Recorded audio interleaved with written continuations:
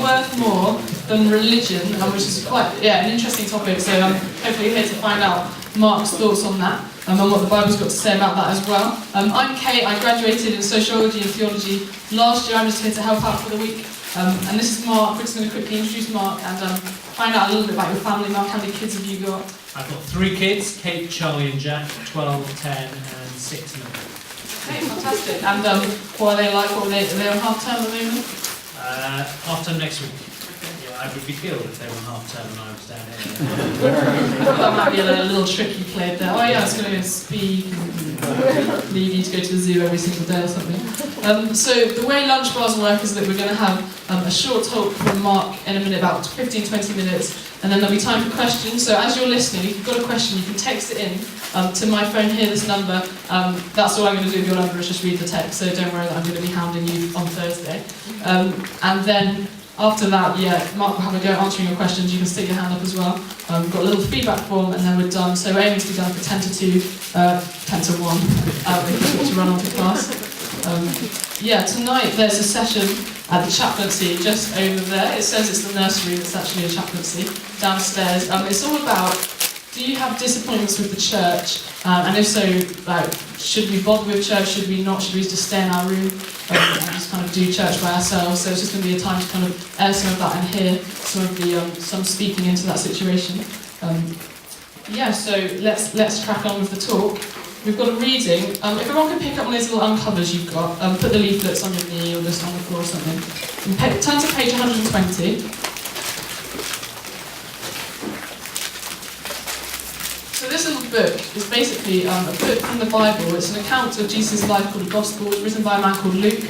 And on page 120 there's a parable, which is a story that Mark's going to be talking about. There's little numbers, so it says number 9, which means verse 9. And we're going to get Sonia to come up and read that to you. You can read along with her as she goes. So here's Sonia and then we'll go straight into Mark. Okay, so this is a parable about the Pharisee and the tax collector. And it says, to some who were confident of their own righteousness and looked down on everyone else, Jesus told this parable. 2 men went up to the temple to pray, one a Pharisee and the other a tax collector. The Pharisee stood by himself and prayed, God, I thank you that I'm not like the other people, robbers, evildoers, adulterers, or even like this tax collector. I fast twice a week and give a tenth of all I get. But the tax collector stood at a distance. He would not even look up to heaven, but he beat his breast and said, God, have mercy on me, a sinner. I tell you that this man, rather than the other, went home justified before God. For all those who exalt themselves will be humbled, but those who humble themselves will be exalted. Great, well thank you very much for coming in again. It's great to see you. If you were here yesterday, if you weren't, great to see you today. We're going to be looking at this passage, so keep that open in front of you because we'll work through it together. Hands up if you've ever written a CV. Ever had to write a CV? Okay, it's been said that the closest that most of us get to creative fiction is writing our CV. I don't know if you can relate to that. One man who certainly could is a man by the name of Hugh Gallagher. Hugh Gallagher filled in an application form to New York University, and I managed to see it recently, and it had one of those classic final boxes that sort of says, if there's anything you want to add that might assist your application, please include it here. Here's what Hugh Gallagher wrote. He said, I'm a dynamic figure, often seen scaling walls and crushing ice. I've been known to remodel train stations in my lunch break, thus making them more energy efficient. I'm an expert in bricklaying, an outlaw in Peru and a veteran in love. I'm an abstract artist, a concrete analyst and a ruthless cookie. I woo women with my sensuous and godlike trombone playing. Fashion critics worldwide swoon over my original line of corduroy evening wear. I can hurl tennis rackets at small moving objects with deadly accuracy, and thus have performed several covert operations for the CIA. Years ago I discovered the meaning of life, but forgot to write it down. I've had bullfights in San Juan, cliff diving competitions in Sri Lanka, and spelling bees at the Kremlin. I've played Hamlet, performed open heart surgery, and I've spoken with Elvis. I am 18 years old next month.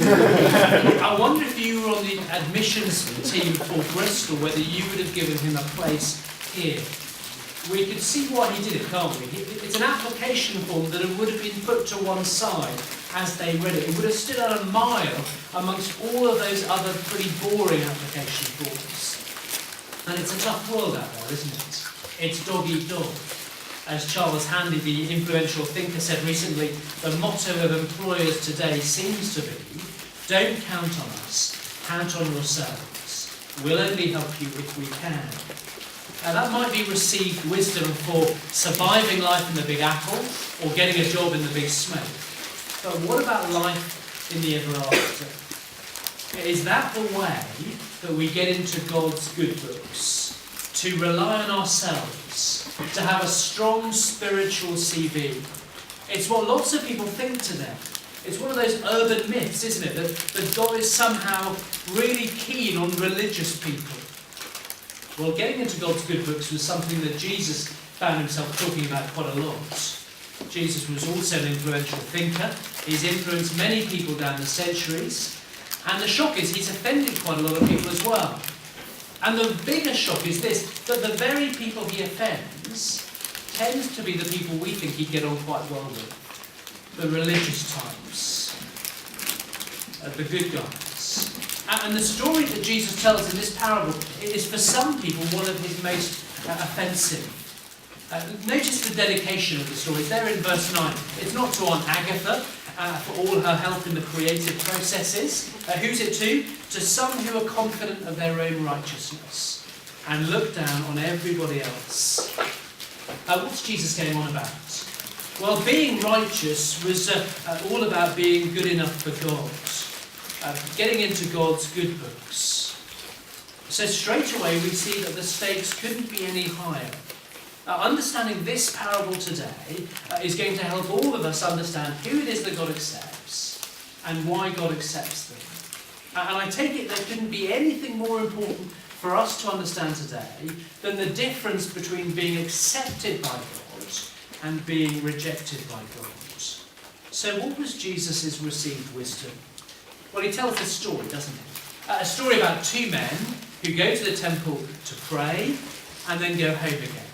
No great shock so far. Corporate prayers in the temple after the sacrifices was an everyday event. It would appear innocuous. If we watched it, it would seem insignificant. But notice the sting in the tail. It's there in the very last verse, verse 14. Because it's the tax collector who goes home in God's good books, and not the Pharisee. Why? For all those who exalt themselves will be humbled, and those who humble themselves will be exalted. It reads a bit like the kind of thing you find in a Chinese fortune cookie, doesn't it?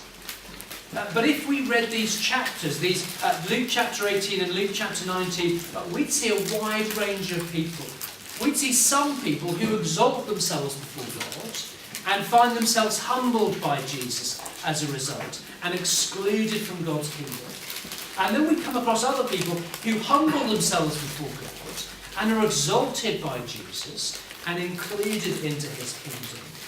And right in the middle of those two chapters come verses 31 to 33, little numbers 31 to 33 of chapter 18, where Jesus predicts his own death and resurrection in the same kind of language.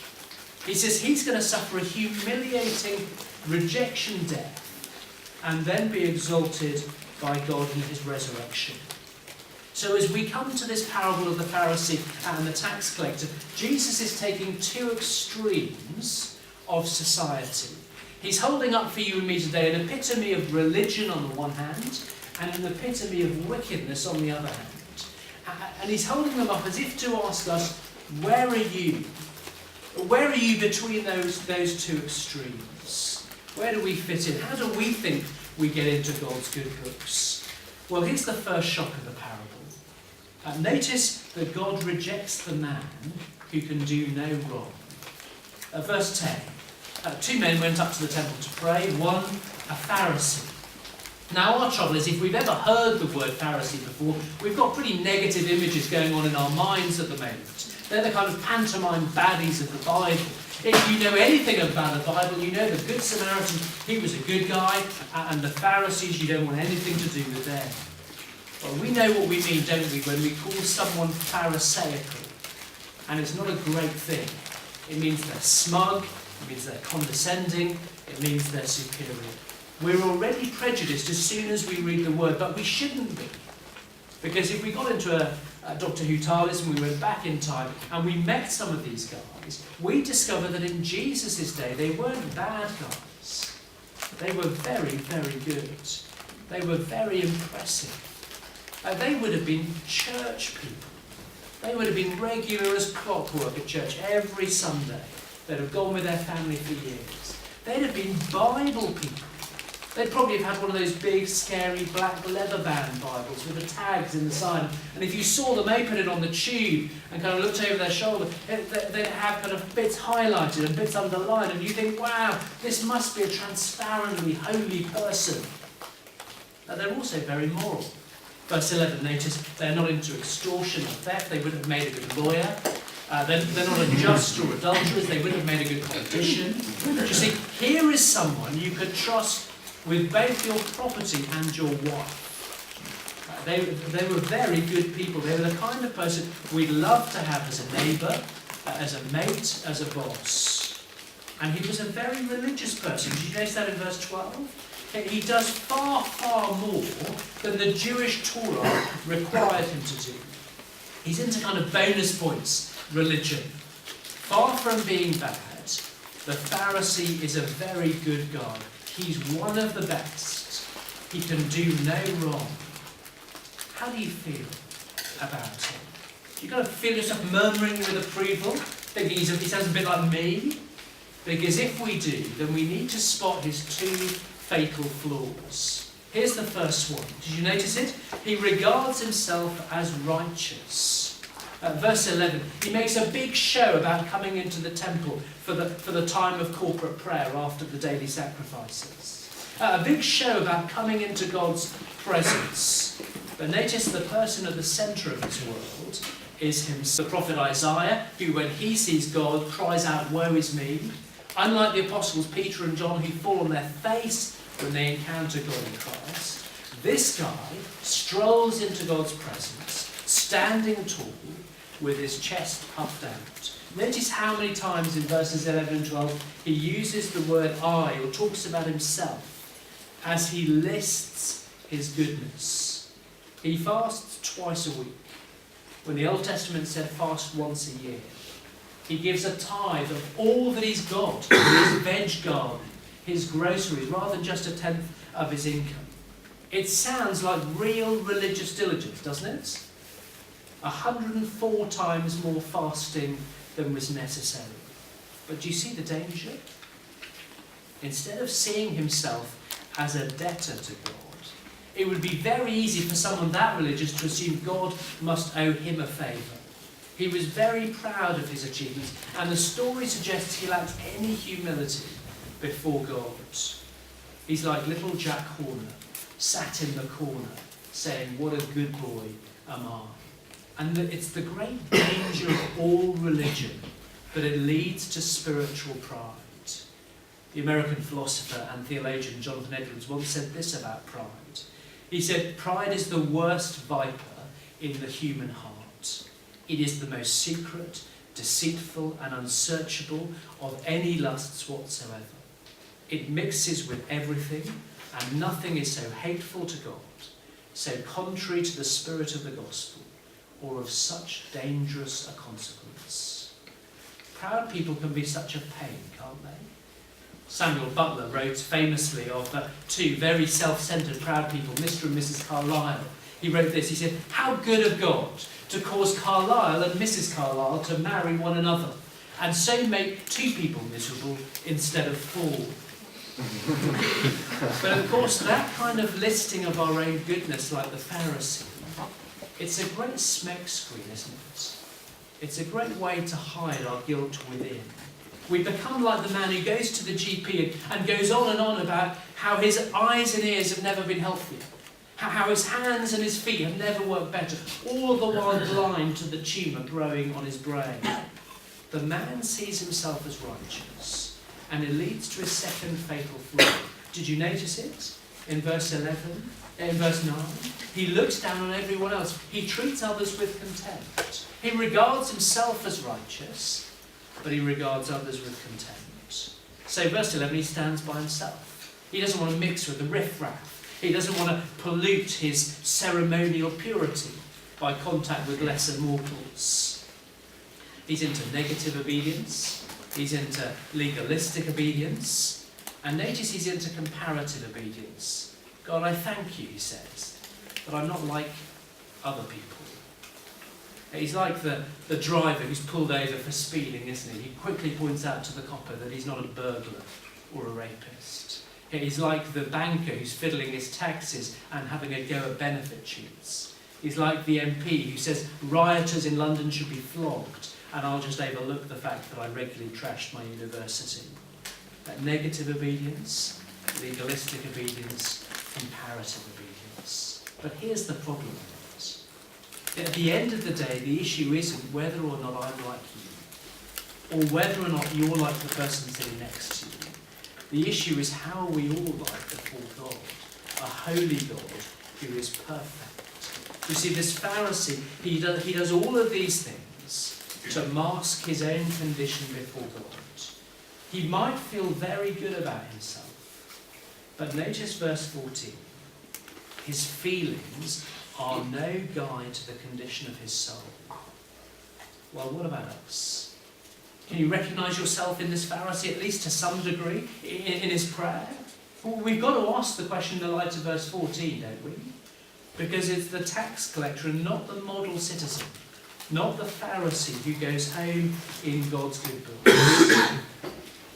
And I take it we struggle to think about it. It's shocking for us because deep down we all think that God loves religious people, that God likes the good guys, that they're the ones who go straight to heaven, don't pass go, don't collect £200, they go straight to heaven. And Jesus says, not always. Why? Because sometimes, like the Pharisee, they trust in themselves and their own righteousness. You see, here is a model of someone in verse 14 who exalts themselves before God. And so here is a wake-up call to us today. If we're someone who is good, if we're someone who is moral and religious, because Jesus is saying to us that it can be those very things that serve to exclude us from the kingdom of God. Isn't that shocking? Our morality, our religiosity, our respectability can be the very things that serve to keep us out of God's perfect new world. The Pharisee stands as a stark warning to us. They are not the way to get to God. God rejects the man who can do no wrong. Well, if that isn't the way to God, then surely we need to know what is right, don't we? And that takes us to the second great shock of this passage. God accepts the man who can do no right. Verse 13, have a look at it, would you? Enter the tax collector. And the tax collector, he would have been one of the most hated people in Jesus' day. Apologies to any budding tax collectors here. But back then, the Romans, they set up a franchise system. And any budding entrepreneur in the days before Alan Sugar and The Apprentice, any budding entrepreneur could apply for the right to collect taxes for the Romans. You had to not have two things. You had to not have any scruples, and you had to have no sense of loyalty to your own people, because you were a Jewish tax collector, collecting taxes from your own people to give to the Romans. They were infamously greedy, infamously corrupt. They were crooks and collaborators with the occupying enemy. Think of those kind of black and white World War II movies of the French mayor grassing up the resistance, and you've got something of the picture. Tax collectors were revolting. They were the kind of people used to spit at as they walked by. Social outcasts who were beyond the fringe. And it makes the contrast with the Pharisee all the more compelling, doesn't it? Surely this man, this tax collector, can't be accepted by God. But please notice Jesus says he can. He can be accepted because nobody sees his unworthiness more than the tax collector. Did you notice that in verse 13? He can't even lift his eyes to God, but with his head bowed, he beats his breast and almost in a whisper says, God have mercy on me, a sinner. He can't be more different from the Pharisee, can he? The tax collector knows he's got nothing to bring to God. He knows he's broken God's law. He knows he can't keep it. He sees the truth about himself. He is a sinner before a holy God. But he also sees the truth about God. That God is merciful. That God doesn't give us what we deserve. Why not? That's where those verses right in the middle of these two chapters kick in. Verses 31 to 33, over a couple of pages. Because God doesn't give us what we deserve, because Jesus took it for us. Jesus dies a humiliating death, but we should have done it. The tax collector could do no right, but Jesus dies to take the punishment for people who see that they can do no right. It's as if Jesus has got the perfect CV, and he offers to swap it for our grubby CV, our imperfect CV. The tax collector pleads for God's mercy, and the miracle is he finds it. His name is written in God's good books, not because he earned it, but because God gave it. What if you've ever thought about that? It is possible because, and only because of the death of Jesus, for everyone to be accepted by God. To be in God's good books. Well, what about us? Are we more like the Pharisee, or are we more like the tax collector?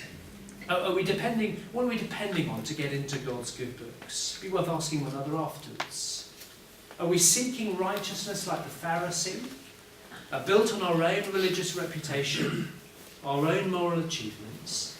If so, then can I say very gently but unmistakably, please hear Jesus' warning. God rejects the man who can do no wrong. Have we ever asked God to forgive us like the tax collector? Well, if so, then we're relying on God's mercy, aren't we? We're not relying on ourselves and what we've done. We're relying on the death and resurrection of Jesus. If that's you today, hear Jesus' welcome. God accepts those who realise they can do no right. I used to live in the East End before I lived in the posh bit of London. I used to live in the East End of London. And one of the joys of living in the East End was getting stuck behind these traditional East End funerals. One of the biggest in the time that I lived there was Reggie Cray's funeral. Ever heard of Reggie Cray? One of the Cray brothers, notorious gangsters, killed loads of people in the 60s and 70s. His funeral brought all of the East End to a standstill. The preacher for the day was a guy who was described in the press as an evangelical minister from Oxfordshire by the name of Dr. Ken Stallard. Years ago, he'd written a book on addictions that had somehow found its way into the hands of Ronnie Cray and Reggie Cray, and they'd asked him to come and see them. I guess it was the kind of invitation you didn't turn down. And at the funeral, Stallard recalled explaining to Ronnie what God was like. And Ronnie replied, I never knew God was like that. And very controversially, Stallard also revealed a secret that Reggie had only allowed him to reveal after his death. A number of years ago, he'd been sitting with Reggie Cray, and they talked about God, and they talked about Jesus. And Stallard asked him, do you want to turn from your life of sin, of rebelling against God? And Reggie said yes.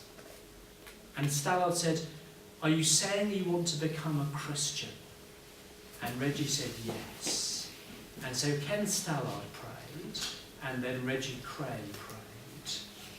And Reggie insisted he keep it a secret, so nobody could think he was getting religion to manipulate the parole boards. Was Reggie Cray a Christian? I've no idea. I'm very happy to leave that with God. But how do you feel about the thought of someone that violent, that murderous, becoming a Christian? If you're anything like me, when I first heard it, part of you is saying, no way! I do not want to be spending eternity in the same place as that guy.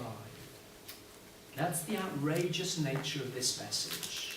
The outrageous nature that men like tax collectors and Reggie Craig, men and women like you and me, can get into God's good books because God is merciful and doesn't give us what we deserve.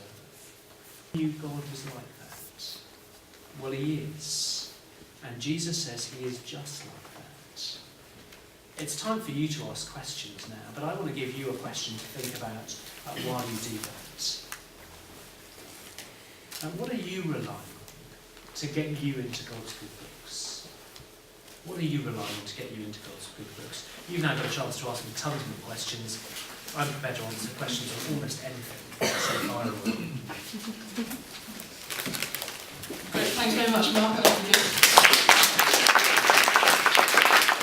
So just take 2 minutes to have a chat and think you've got a question. And whilst you're doing it, if you could fill in these feedback forms, they'd really help us out as well. It's just letting us know how we can improve these every day, so by Friday we could run the ultimate lunch bar for you all, decided by you. So yeah, fill this in, let us know your details if you want to hear more, and yeah, Chad Muncher said we've got 2 minutes to do this. Time up. So have we got the first question from the floor? Who's going to ask the first one? Yeah, great. Just Hello, Robert. Right, so I'm Eastern Orthodox, which means therefore that, among other things, I fast twice a week and I fast for Lent and I fast for Advent. So I'm saying that that's completely useless to me and that it in no way helps me to draw. Great. The question is fasting. Eastern Orthodox, Robert, I want to know, am I saying, is Jesus saying in this parable that fasting is a total waste of time? No, I don't think he's saying that. I think he's saying that if we're relying on that to get us into God's kingdom, which would be a denial of your Eastern Orthodox beliefs, because Eastern Orthodoxy is very clear that we can only be saved by God's grace through Christ. If we think the only way we can be saved is by fasting, and that somehow will earn us lots of brownie points with God, then we're on to a hiding to nothing, because we can't do it. There are too many things. Think of Luther in the Middle Ages, doing all the very things he thought he had to do to get himself right with God, on his knees up the tower in Rome, thinking that might earn him a few more brownie points with God. And then he gets dispatched to Wittenberg. He has to teach Romans to these trainee monks. He opens the Greek New Testament in Romans and he translates verses 16 and 17. And for the first time in this monk's life, he realises that God gives righteousness to people as a gift. And what does he write in his journal? It was as if the gates of paradise swung open to him. So he'd been trying to earn it all his life.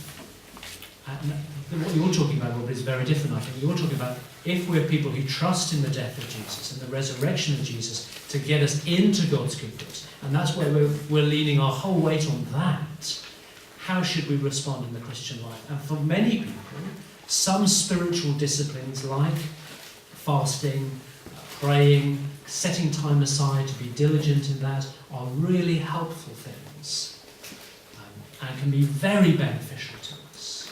The danger always with them is, do I begin to rely on those disciplines rather than on the death and resurrection of Christ to save me? I hope that helps. cool. One from the phone. What's the point in being good and living a Christian lifestyle if God will accept us in the end, no matter what we do? A very, very good question. I feel like I'm in Romans rather than Luke. Okay, so we're accepted by trusting in the death and resurrection of Jesus. We are not accepted by living a good life. So that then makes people say, well, so what's the point of living a good life? Anybody seen Les Miserables yet? Yeah? You read it? Okay, great movie, isn't it? Notice what it is that turns Valjean's life around. He has shown grace. He has shown undeserved love by that bishop, who should throw the book at him and have him carted back off to prison for nicking his spoons and cutlery, but instead gives him the silver candlesticks and says when he throws them into his chest, with these I'm buying you for God. You are to give up your life of wickedness and evil, and you are now to live a life of good for God. It's truck and trade, isn't it? It's cart and horse. Do I live a good life to try and get into God's kingdom? No, because I can't do enough. Or because God has sent his only Son to die, to live the life that I should have lived, and to die the death that I deserve, do I then want to respond in heartfelt gratitude and say, you know what? That sounds. I want to do all I can to please you because of what you have done for me. It's a life of gratitude rather than a life of trying to earn our way in. So that is the fundamental difference, isn't it, between Christianity, biblical Christianity, New Testament Christianity, and every other worldview that's out there. Every other worldview, every other religion says there's stuff you've got to do, there's hoops you've got to jump through, and Christianity says God has done it for us in the death and resurrection of Jesus. Thanks. I was just thinking that, I guess it's like me and my mum. I'm kind to her and get her Christmas presents because I love her, not because that makes me more of her daughter. Is that kind of thing? Exactly. Cool. Have we got time for one more question from the floor, I think? Okay, if not, we've got one from the phone then. If we're all sinners, then why does it seem that all Christians are really good, nice people all the time? I'm not sure who you know. Shouldn't they just be like the rest of us? Yeah, they are. Get to know them. Be the trick, yeah. If Christians have a facade or a veneer of goodness and niceness, just get to know them. Watch them stub their toe, watch them when they're tired, and you'll see they're very frail, they're very normal. We're really normal people, okay? And we just realise that God has done something quite amazing for us, okay? He sent His Son to model the perfect life, to live that life for us, to die that amazing death for us on the cross, to rise again to new life, so that we could receive it as a gift. And we're trying to live lives to please Him. Christians aren't holier than thou. Christians aren't holier than anyone. Okay, we're people who, like the tax collector, realise that we need God's mercy. Okay, and Christians, hoodie wearers, be real with people. Okay, let them see the chinks in your armour. Let them see what you're really like. Great, thanks so much, Mark.